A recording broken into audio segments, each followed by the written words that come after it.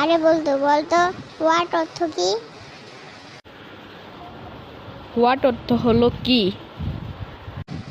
আরে তুই class 5 A পড়স, what অর্থ কি তাও জানিস না, তাও আমাকে জিজ্ঞাসা করস।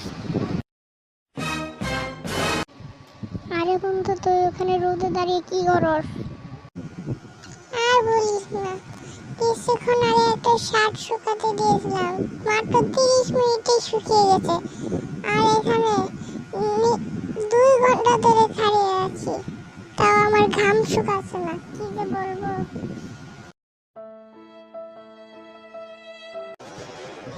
আঙ্কেল আপনাকে একটা কথা বলি। ঠিক আছে, বল বল্টু। আঙ্কেল কথাটা আস্তে বলবো না জোরে বলবো? আসতে বলবি কেন, জুড়েই বল সব কথা।